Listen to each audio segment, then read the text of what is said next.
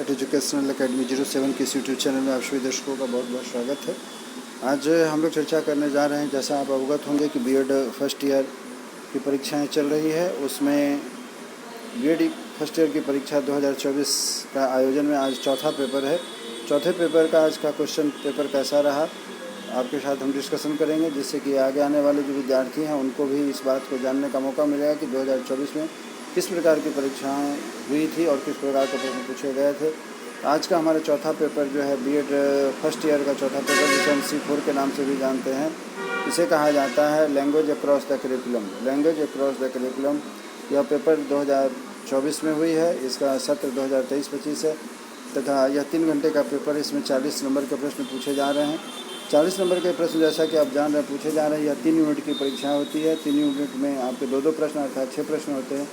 6 प्रश्नों में से 3 प्रश्न के उत्तर आपको देने हैं। 3 प्रश्नों के जो जवाब देने हैं उसमें से एक प्रश्न का जो जवाब होगा 14 नंबर का होगा। 2 अन्य जो प्रश्न होंगे वह 13-13 नंबर के होंगे। इस प्रकार से 40 नंबर के प्रश्न 3 घंटे में आपको लिखने होते हैं। एक और बताते चलता हूँ कि यह लॉन्ग टाइप आंसर क्वेश्चन है, जिसका उत्तर आपको कम से कम 500 शब्दों में लिखना है। अब आइए आगे बढ़ते हैं कि क्या है। जैसा कि यहाँ आप देख रहे हैं, निर्देश साफ साफ दिखा गया है कि परीक्षार्थी यथासंभव अपने प्रश्नों के उत्तर जो है अपने शब्दों में लिखें, यह बताया गया है। उसके बाद है कि उपांत के अंक पूर्णांक में देते हैं, अर्थात जो आपको प्रश्न दिए जा रहे हैं उन सबों के दाहिने तरफ, प्रश्नों के दाहिने तरफ उसके उत्तर दिए गए हैं और इस तरीके से आप प्रश्नों के उत्तर आप दे सकते हैं। अब है कि प्रत्येक इकाई एक एक प्रश्न को चुन करके 3 प्रश्नों के उत्तर देंगे। जैसा कि मैंने शुरू में कहा कि 3 यूनिट है, तीनों में से 2-2 प्रश्न रहेंगे, अर्थात 6 प्रश्न में से 3 प्रश्नों का जवाब देना है। कुल 3 प्रश्नों के उत्तर आपको देने हैं। यहाँ पर जैसा कि आप देख रहे हैं, स्पष्ट कहा गया है कि 3 प्रश्नों के जवाब आपको देने हैं। चलिए अब आगे बढ़ते हैं कि आगे क्या कहा जा रहा है। यूनिट 1 का पहला प्रश्न है कि what is the meaning of language. What is the meaning of language? Explain the difference between the acquiring language and the learning language. What is the difference between the language and explain the difference between the acquiring language and the learning language. चलिए अब चलते हैं, इसका हिंदी अर्थ क्या है वह भी जानते हैं। कहा गया है कि भाषा का अर्थ क्या है। भाषा का अर्थ क्या है? भाषा प्राप्त करने और भाषा सीखने में अंतर स्पष्ट करें। भाषा प्राप्त करने और भाषा सीखने में अंतर स्पष्ट करें। इसी प्रकार प्रश्न नंबर 2 है यूनिट 1 का। कहा जाता है describe how children learn language with a special reference to Skinner, अर्थात स्किनर के विशेष संदर्भ में वर्णन करें कि बच्चे भाषा कैसे सीखते हैं।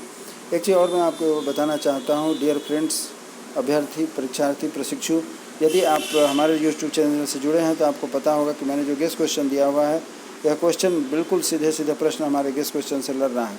आप यदि हमारे चैनल पर नए हैं तो कृपया सब्सक्राइब करें। अभी भी आपके पास 4 प्रश्न बचे हुए हैं, 4 विषय बचे हुए हैं। 4 प्रश्नों के उत्तर आप देने के लिए आप चाहें तो हमारे चैनल को सब्सक्राइब करें और जहाँ से आप हमारे क्वेश्चन को देख सकते हैं, हमारे वहाँ जा करके आप जो देखेंगे, पीछे हमारा वीडियो दिया हुआ है, गेस्ट क्वेश्चनों की सीरीज़ है, उसमें आप देखेंगे तो आपको पता चलेगा कि जो सभी प्रश्न C1, C2, C3, C4 सभी प्रश्न जो है कि आपके हमारे दिए गए गेस्ट प्रश्नों से लड़ रहे हैं।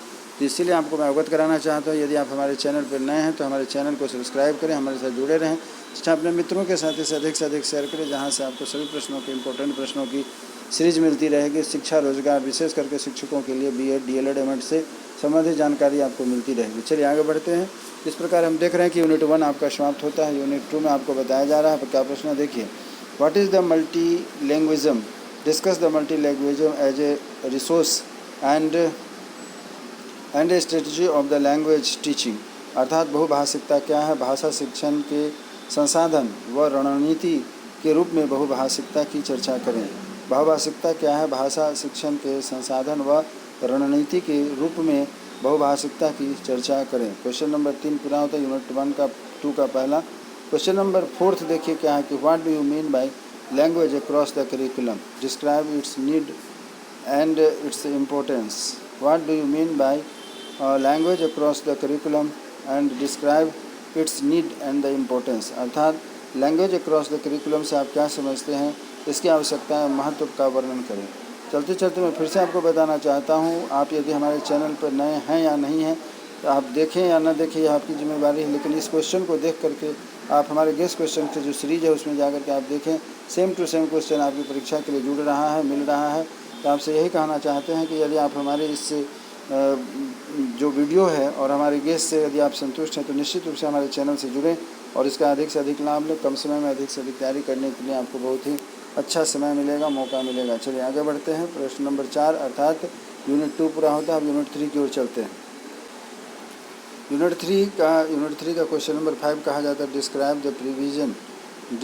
The provision of the national curriculum framework 2005 for the language education. Describe the provision of the national curriculum framework 2005 for the language curriculum. यह 13 नंबर का प्रश्न है। भाषा शिक्षण के लिए राष्ट्रीय पाठ्यक्रम रूपरेखा 2005 के प्रावधान का वर्णन कीजिए। यह था क्वेश्चन नंबर 5। क्वेश्चन नंबर 6 क्या कहता है यह देखिए। Describe article 350A and 350A of in a content of the position of the place of the language in India. अर्थात भारत में भाषा की स्थिति या स्थान के संदर्भ में अनुच्छेद 350A का वर्णन कीजिए।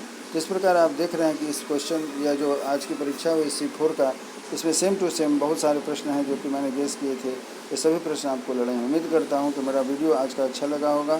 हमारे वीडियो के साथ जुड़े रहने के लिए हमारे चैनल को सब्सक्राइब करें, लाइक करें, अपने मित्रों के साथ शेयर करें, जिससे BEd DELED पर आधारित और शिक्षक बनने संबंधी जो भी जानकारी होगी आपको मिलती रहेगी। इसी उम्मीद के साथ कि आप हमारे साथ बने रहेंगे।